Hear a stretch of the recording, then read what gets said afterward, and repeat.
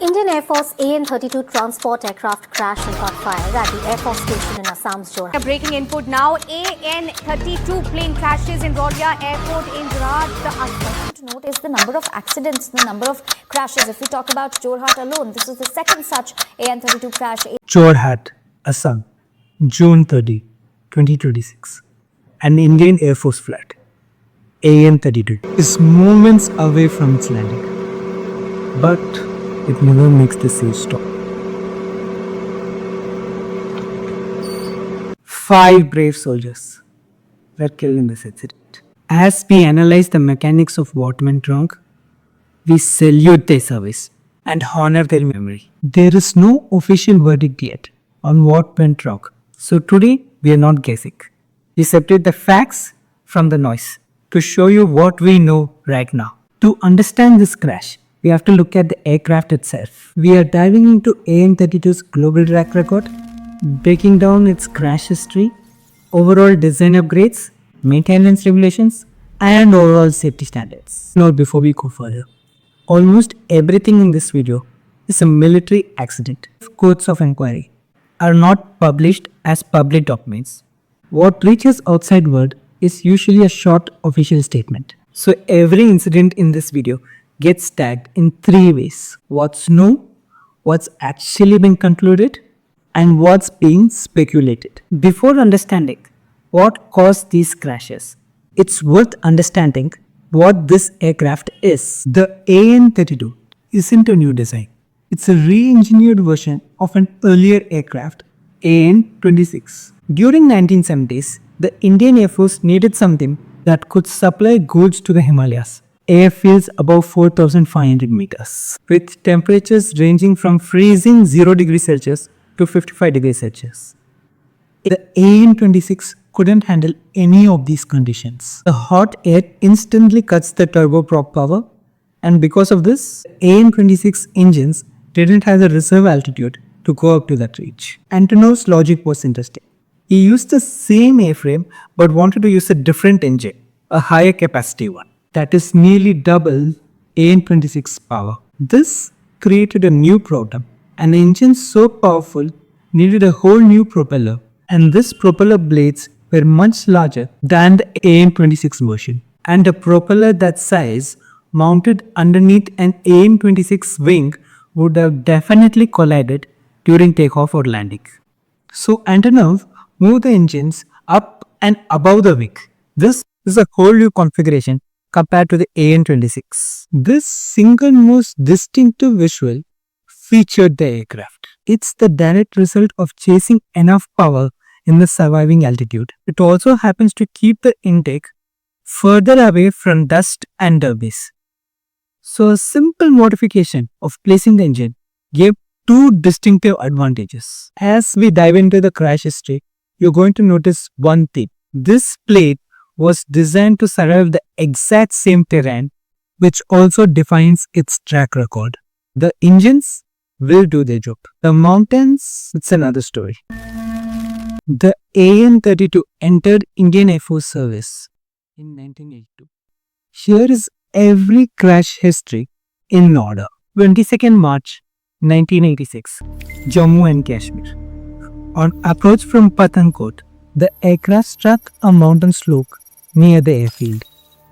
3 days later, near the Indian Ocean, a ferry flight delivering new AN-32 from the Soviet Union, routed through Muscat, disappeared over open waters. No wreckage was ever recovered. 3 crew and 4 passengers were on board. 4th October 1988, Uttar Pradesh. En route to Agra to Bhubaneswar, the aircraft went down the valley. That's all we have from the public record. 15th July 1990, Ponmudi, Kerala. On descent over Thiruvananthapuram, the aircraft clipped into treetops and stalled over the mountain slope.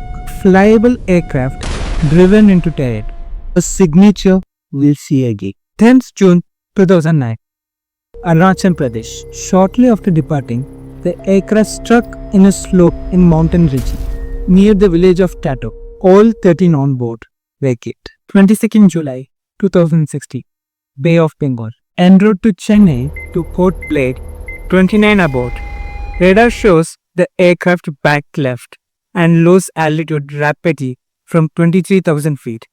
In weather with embedded storm surge, the pilot had just requested a deviation around 1. Then it's gone. No underwater locator became split, and the emergency locator transmitter doesn't work under the surface. This crash was only found in late 2023. This wreckage isn't found until January 2024, 3,400 meters down. Even then, no flight data has been made public. 3rd June 2019, near Mechuka, almost the same valley system as 2009. The radar contact lost. Wreckage is found days later.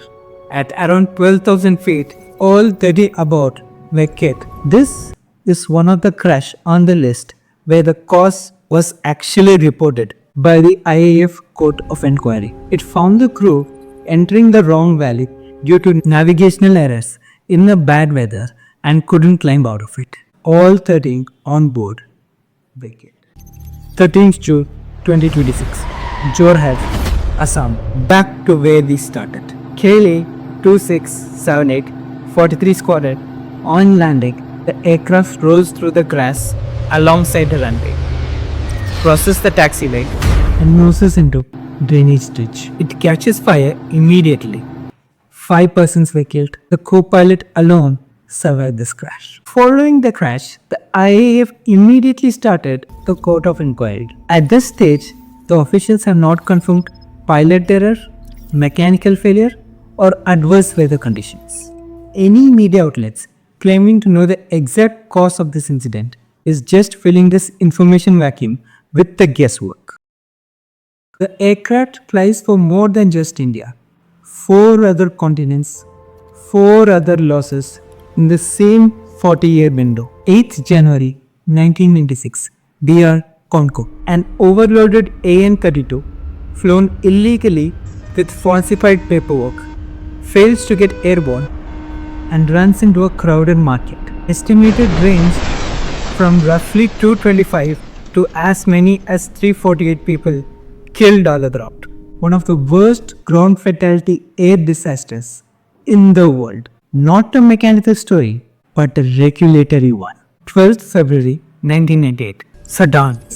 A Sudanese Air Force AN-32 overruns the runway on landing and goes into the river. 26 of 57 on-board individuals were killed, including the country's vice president. Why the overrun happened was never made public. 28th March 1998, a Peruvian Air Force AN-32 was evacuating victims from a flood calamity and was carrying well beyond the normal load. One of the engines malfunctioned, loses an engine on approach. Overweight, it can't hold the altitude on the remaining engine and comes down into the shanty town. Death toll estimates range from 21 to 28. What's not on record? The specific reason on why the engine mechanically quit. 14th October 2020, Peru again. This has the most public investigation of anything so far I have said in this video. Initial reports from the cockpit cited a landing gear problem. That's not what the final investigation found. The crew had disengaged the propeller, pitch stops for aerodynamic braking. Above the speed, that technique is rated as safe. One propeller entered a different pitch regime than the other. Asymmetric thrust followed, due to which one engine took the airflow and the other pushed it out. At low speed on the ground, the rudder cannot be this wide. What happened? This caused an unstabilized approach to the aircraft, which eventually led to the crash. 2025, Bagdogra. This is the most recent one, just before the Jorhat AN-32 incident. Here, the AN-32 overshoots the runway.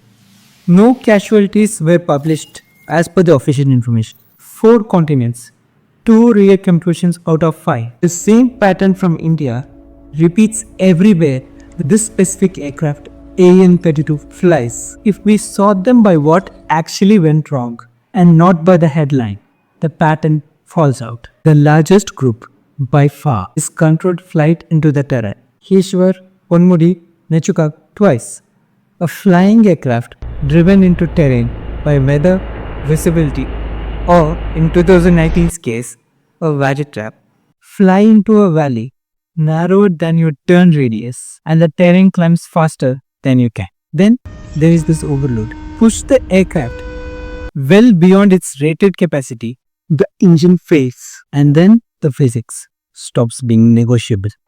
Every twin-engine aircraft has weight above which losing one engine becomes unrecoverable. That's not unique for this airframe. A newer pattern is showing up on the landing rollout itself. Iquitos, Sudan, Babdora, and possibly Jorhat. We don't have the data, and I'm not going to pretend otherwise. But one thing I could say, across 4 continents, for about 50 years, every operator I could find record of, 0 confirmed structural or fatigue failures, 0 confirmed landing gear collapses. Not one investigation anywhere has ever pinpointed the crash to the design or a manufacturing malfunction.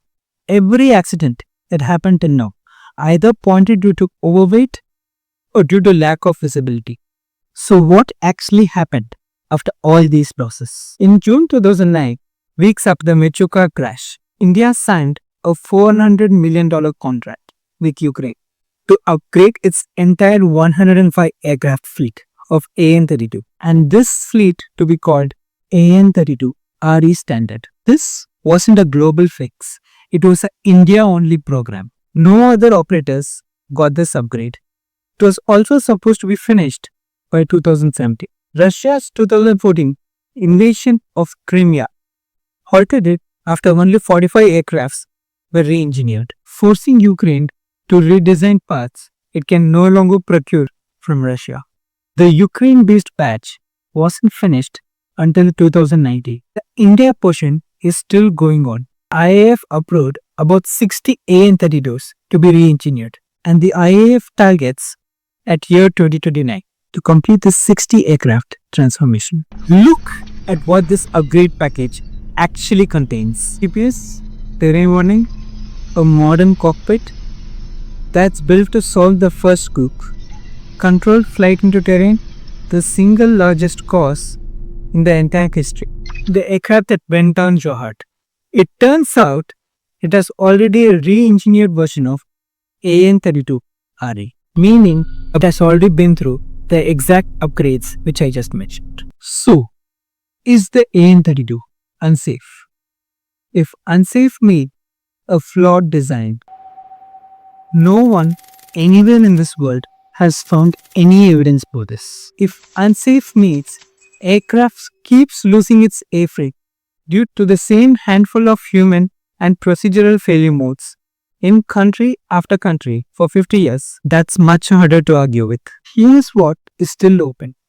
What actually happened on Bay of Bengal 2016? Wreckage which was found on 2024 still has no answers and no public information. Was Jorhat a structural failure at the time of touchdown or loss of control due to rollout?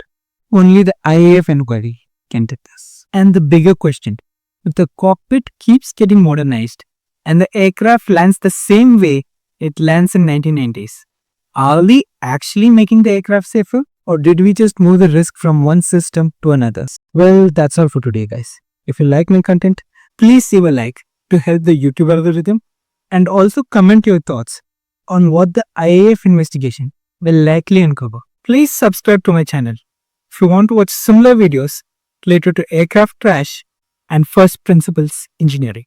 Thank you, and see you in the next one.